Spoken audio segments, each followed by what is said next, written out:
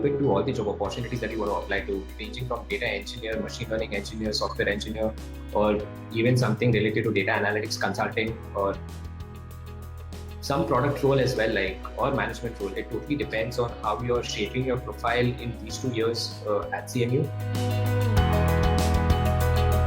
It was more of case studies, nothing hands-on per se, but solving case interviews, and I think that is it with every consulting company which came in.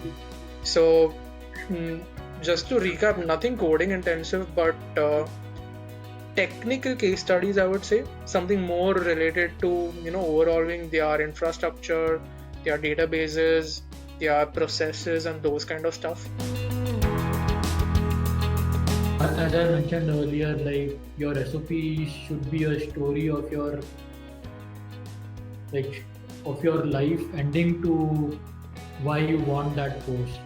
So I mean, if there is something out of place in between, like a research paper that is not related, that would really miss the flow of the entire SOP. Usually the internships do not convert into a pre-placement offer because you have to get back to the US and work and study here. It definitely gives you a different perspective into the working culture, like what kind of things are going on and networking over there. If it's probably a bigger company which has offices in USA, that can probably help, and you'll have to navigate and you'll probably have to network. So this was very specific to the internship. In terms of work experience, I'm not sure if you meant by having work experience prior to your masters or working in Australia. It is definitely going to help. I think getting a job in another country definitely adds some perspective on how you think, how you work with other people. So it's definitely, you can definitely leverage that for your future jobs. The first round, they basically checked me on literally all the aspects what I studied in. I mean, they touched upon databases, they touched upon machine learning concepts. They also checked me on data structures and algorithms. I think what my manager was looking was for a guy with a data science experience along with the software development experience.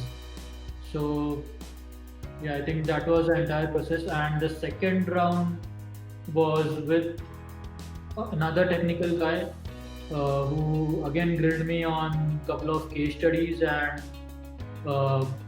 few more technical questions.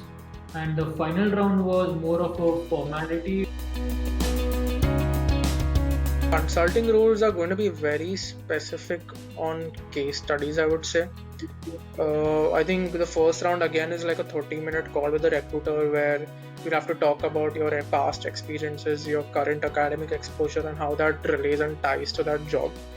I think then probably after that you have another call with some manager where he tries to find usually a match based on what you are experiencing and what they are looking for. So it's going to be general on what projects you've done, what are your interests, and how does that align with the company. I think the on-site is usually the tricky part where it's very case study focused. You'll have one very specific more on the business strategy side, one probably more on the technical side, and by technical side I mean a technical case interview, how technology empowers that entire process. So I think it's another couple of rounds of case studies on site and then a behavioral interview.